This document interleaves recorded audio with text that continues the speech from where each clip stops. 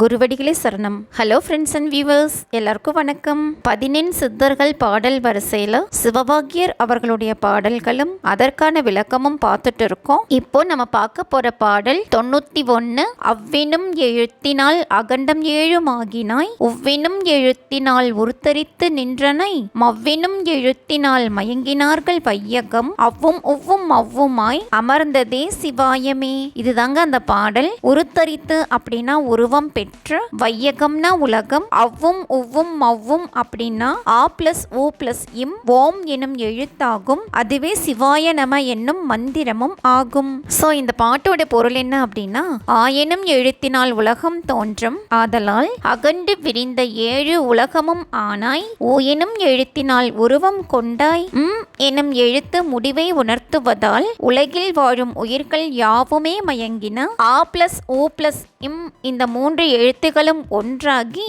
ஓம் என ஒரே ஒளியாகி சிவாய நம என்ற திருவைந்தெழுத்தின் முழுமையையும் பெறுகிறது. ஓம் எனும் பிரணவ ஒளியாக சிவபெருமானே இருக்கிறார் அப்படின்னு சொல்லியிருக்காரு. இதுதாங்க இந்த பாட்டோட பொருள். அடுத்தது பாடல் 92.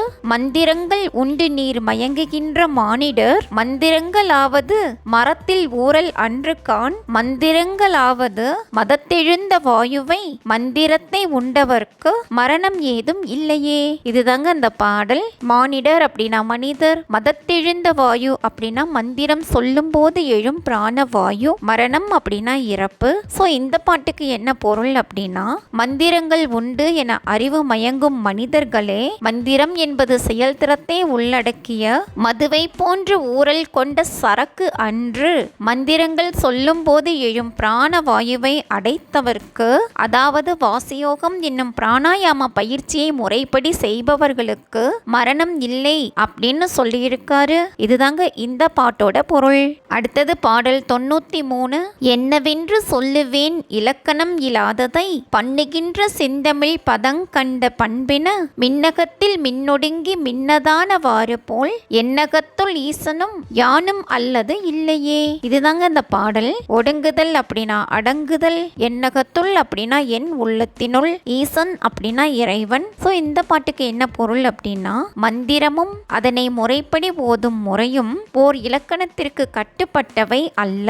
செம்மையான தமிழின் பதங்களை கடந்து அவை நிற்கும். ஏனென்றால் மின்னலுக்குள்ளேயே இன்னொரு சக்தி வாய்ந்த மின்னல் ஒடுங்கி இருக்கும். 2 மின்னலும் சேர்ந்து நம் பார்வைக்கு புலப்படும் அளவில் வெளிப்படும். அதுபோலவே இறைவனும் நானும் மனத்தளவில் ஒன்றுபட்டு தனித்தனியாக இல்லாமல் இருக்கிறோம் அப்படின்னு சொல்லியிருக்காரு. இதுதாங்க இந்த பாட்டோட பொருள். அடுத்தது பாடல் 94.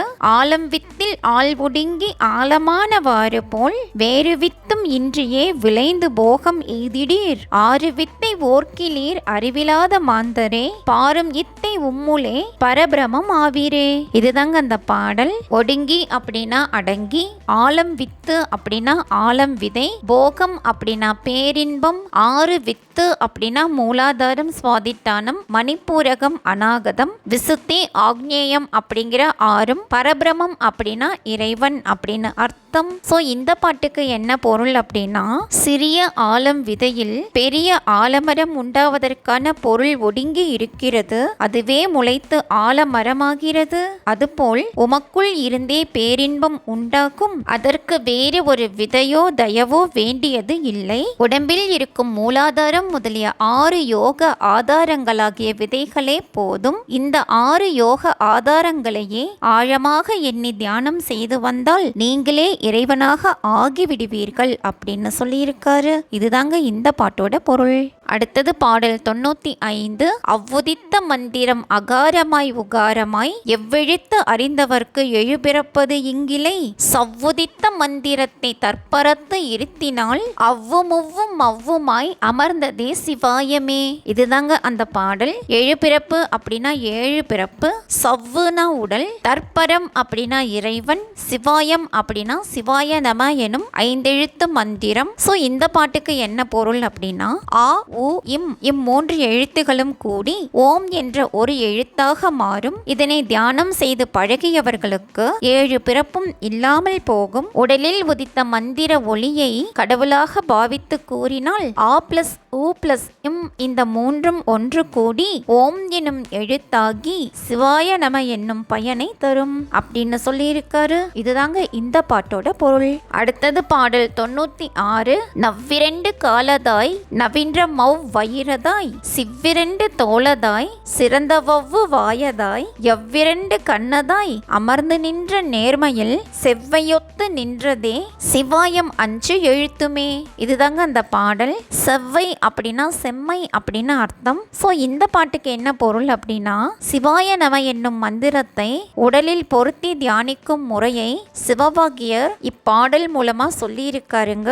2 கால்களிலும் நா, வயிற்றில் மா, தோள்கள் 2லும் சி, வாயில் வா, கண்கள் 2ல் யா, இப்படி நம் உடம்பில் சிவாய நம என்ற எழுத்துக்கள் 5ம் நிற்கின்றன அப்படின்னு சொல்லி இருக்காரு. இதுதாங்க இந்த பாட்டோட பொருள். அடுத்தது பாடல் 97. 2 மூலமாய் இயங்கு சக்கரத்துளே சுருண்டு 3 வளையமாய் சுணங்கு போல் கிடந்த தீ முரண்டு எழுந்த சங்கினோசை மூலநாடி ஊடு போய் அரங்கன் பட்டினத்திலே அமர்ந்ததே சிவாயமே. 2 அப்படின்னா இடக்கலை பிங்கலை என்ற 2 நாடிகளும் சுழுமுனை நாடி ஒன்றும், மூலம் அப்படின்னா மூலாதாரம், சுணங்கு அப்படின்னா பாம்பு, அரங்கன் பட்டணம் அப்படின்னா கபால உச்சி. சோ இந்த பாட்டுக்கு என்ன பொருள் அப்படின்னா, இடக்கலை பிங்கலை என்ற 2 நாடிகளும் சுழுமுனை நாடியும் சேர்ந்து மூலாதாரம் என்னும் யோக ஆதாரத்தில் 3 வளையமாய் பாம்பு போல் சுருண்டு கிடக்கிறது. குண்டலினி என்னும் நெருப்பு வாசியோக பயிற்சியால் அது முரண்டு எழும்போது சங்கு ஓசையோடு மூல நாடியாகிய சுழுமுனை நாடியில் உள்வழியாக மேலே ஏறும். அரங்கநாதன் நகரமாக கருதப்படும் கபாலத்தில் உள்ள சகஸ்ராரத்தில் சிவாயமாக அமர்ந்திருந்தது அப்படின்னு சொல்லியிருக்கிறாரு. இதுதாங்க இந்த பாட்டோட பொருள். அடுத்தது பாடல் 98. கடலிலே திரியும் ஆமை கரையிலேறி முட்டையிட்டு கடலிலே திரிந்த போது ரூபமானவாறு போல் மடலுலே இருக்கும் எங்கள் மணியரங்க சோதியை உடலுலே நினைத்து நல்ல உண்மையானது உண்மையே. இதுதாங்க அந்த பாடல். ரூபம் அப்படின்னா வடிவம். சோ இந்த பாட்டோட பொருள் என்ன அப்படின்னா, கடலில் திரியும் ஆமையானது கடலை விட்டு கரைக்கு வந்து மணலில் முட்டையிட்டு விட்டு மீண்டும் கடலுக்குள் போய் நீந்தி திரியும். அப்போது அது தன் முட்டையை நினைக்கும். அந்த நினைவின் சூட்டால் அதன் முட்டை பக்குவமாகி அதிலிருந்து சிறிய ஆமைகள் வெளியே வரும். இதுபோன்று உடலில் எங்கே இருக்கிறார் என்று தெரியாமல் இருக்கும் இறைவனை உடலுக்குள் இருப்பதாக நினைத்து தியானம் செய்தால் அந்த உண்மை கடவுள் உடலில் இருப்பதும் உண்மையே ஆகும் அப்படின்னு சொல்லியிருக்காரு. இதுதாங்க இந்த பாட்டோட பொருள். அடுத்த பாடல் 99.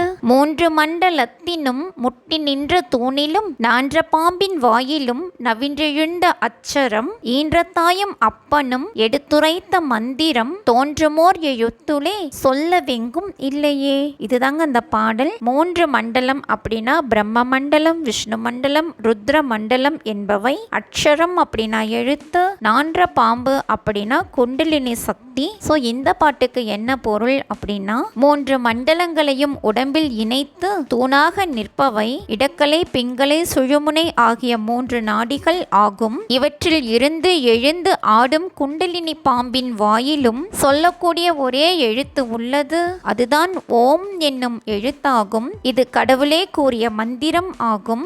ஓம் எனும் அந்த ஓர் எழுத்தை ஓதவே வேறு எதுவும் எங்கும் சொல்ல வேண்டாம் அப்படின்னு சொல்லியிருக்காரு. இதுதாங்க இந்த பாட்டோட பொருள். அடுத்தது 100வது பாடல். 3 மூவர் தேவர் தேடிடும் 3 அஞ்சும் எழுத்துமாய் முழங்கும் அவ்வெழுத்துளே ஈன்ற தாயும் அப்பனும் இயங்குகின்ற நாதமும் தோன்றும் மண்டலத்திலே சொல்ல வெங்கும் இல்லையே. இதுதாங்க அந்த பாடல். தோன்றும் மண்டலம் அப்படின்னா 6 யோக ஆதாரங்கள். சோ இந்த பாட்டுக்கு என்ன பொருள் அப்படின்னா, 33 கோடி தேவரும் 48,000 ரிஷிகளும் 12 ஆதித்யர்களும் தேடி செல்லும் மந்திரங்களாவன ஆ பிளஸ் ஓ பிளஸ் என்னும் 3 எழுத்தும், சிவாய நம என்னும் 5 எழுத்தும், ஓம் நமோ நாராயணாய என்னும் 8 எழுத்து மந்திரமுமே ஆகும். இத்தகைய மந்திரங்களாகவும் ஈன்ற தாய் தந்தையுமாகவும் இறைவன் இயங்குவார். அவர்களோடு பிராணனாகிய நாதமும் இயங்கும். இவற்றை தியானிக்க வேண்டும்.